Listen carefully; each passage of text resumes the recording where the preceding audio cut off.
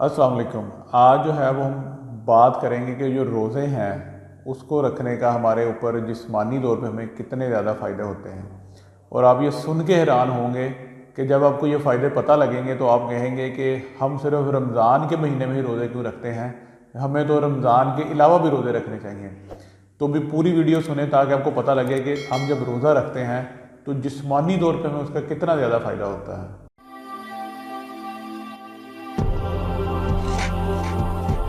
सबसे पहले जो है रोज़े का हमें फ़ायदा ये होता है कि हमारी जो जिल्द के अमराज हैं या वो मरीज़ जिनको जिल्द का कोई ना कोई मसला है, कोई जिल्द की ख़ारिश है, कोई सोजिश है, कोई एलर्जी है, उसमें कमी वाक़ होना शुरू हो जाती है क्योंकि जो रोज़ा है वो सोजिश को कम करता है।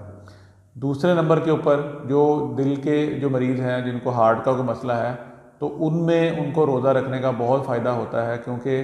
जो अक्सर जो हमारे जो कोलेस्ट्रॉल हैं उनमें कमी वाक़ होना शुरू होती है जब आप रोज़ा रखते हैं। तो जिनको दिल का मसला नहीं भी है, अगर वो रोज़ा रखते हैं तो उनमें कोलेस्ट्रॉल कम होता है, तो वो कोलेस्ट्रॉल ज़्यादा होने की वजह से जो खून की नालियों में जो एथेरोस्क्लेरोसिस या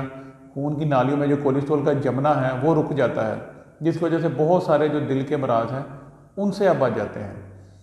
तीसरा इसका फ़ायदा ये होता है कि जो आपका लबलबा है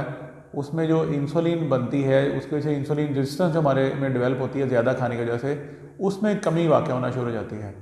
तो बहुत सारे मरीज़ वो जो रोज़ा रखते हैं वो इंसुलिन रेजिस्टेंस से और फिर शुगर जैसी बीमारियों से बच जाते हैं। इसके अलावा जो मरीज़ जो कि मोटापे का शिकार हैं, अगर वो रोज़ा रखते हैं और उसमें रोज़ा रख के भी प्रॉपर जो है वो अच्छी जो खुराक है उसका इस्तेमाल करते हैं, ना कि अमूमन जो हमारे तौर पे होता है कि चिकनाई तलाई वाली चीज़ें या फास्ट फूड ज़्यादा इस्तेमाल किया जाता है, इनको छोड़ के अगर मुनासिब मकदार में जो भी आप खाना खाते हैं सुबह सहरी में और अफ्तारी में, तो आप वज़न अपना जो है वो रोज़े के साथ बहुत अच्छे तरीके से कम कर सकते हैं और वो भी बग़ैर किसी साइड इफ़ेक्ट के या कोई भी ऐसी दवाइयाँ इस्तेमाल किए बगैर। इसके अलावा वो मरीज़ जिनको जो है वो मोटापे की वजह से मुख्तलिफ़ किस्म की बीमारियाँ हैं, ख़ास तौर पे उनमें वो औरतें जिनको ये बांझपन का मसला रहता है अक्सर, उनमें एक बीमारी होती है जिसको PCOS बोलते हैं, पॉलीसिस्टिक ओवेरियन सिंड्रोम।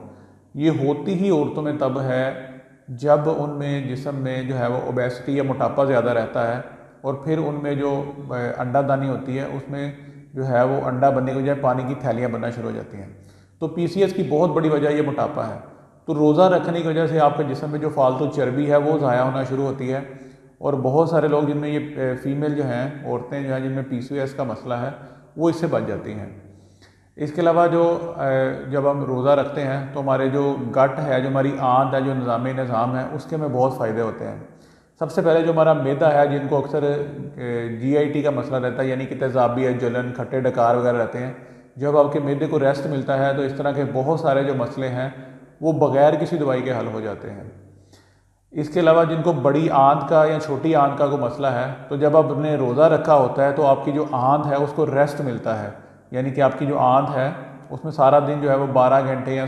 15 घंटे तक खुराक जब नहीं जाती तो बहुत सारी जो रिपेयर अंदर होनी होती है या तोड़ फोड़ होनी होती है या सोजिश हुई होती है उसमें रिकवरी होती है। तो जो आंत के छोटी या बड़ी आंत के जिन लोगों को मसले हैं या मसले नहीं भी हैं,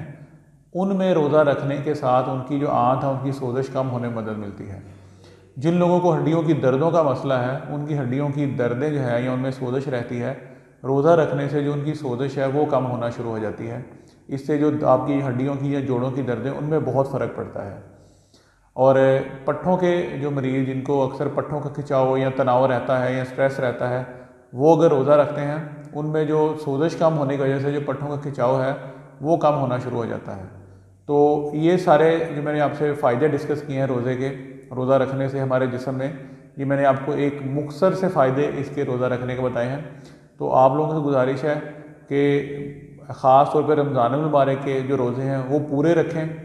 और अगर खुदा न खास्ता छूट जाते हैं तो उनको बाद में पूरा कर लें। और रमज़ान के अलावा भी अगर आपको जो है वो जिस्म आपका इजाज़त देता है और आप में हिम्मत है तो रमज़ान मुबारक के अलावा भी कोशिश करें